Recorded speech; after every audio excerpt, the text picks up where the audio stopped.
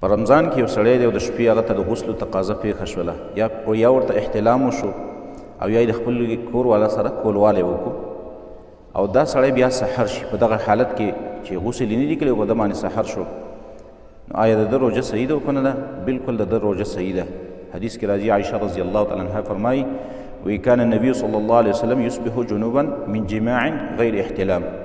رسول الله صلی الله علیه وسلم به سحر کو د جنابت نه، یعنی حالت د جنابت کې به رسول الله صلی الله علیه وسلم او سحر به کو په رمضان کې نبی صلی الله علیه وسلم بیا غسل وکړه او بس روژه به ونیوله. یو سړی دی مثلا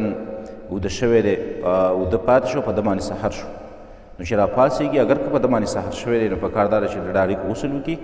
او بیا بس خپل روژې له دوام ورکړي، خپل روژه ونیسي، دې ته روژې کې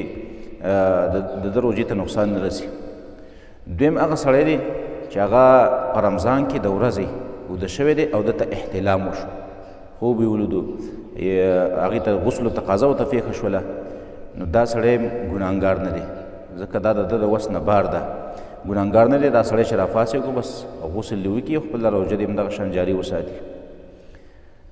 درېیمه چې کله یو انسان هغه د ورځې د خپلې بیبي سره کوروالی وکړي، درېیم صورت دا دی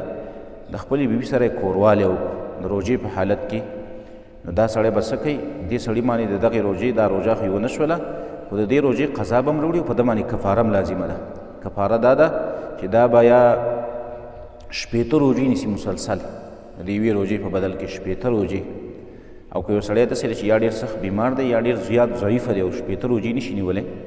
نو بیا به شپېته مسکینانو ته طعام ورکوي 2 ټیمه، او که دغه هم نه نو یا به شپېته مسکینانو ته دا کوم چې صدقة الفطر چې پښتانه ورته سرسیا وایي، شپېته مسکینانو ته به هر یو ته د سرسیا مطابق رقم او روپۍ ورکوي. دا 3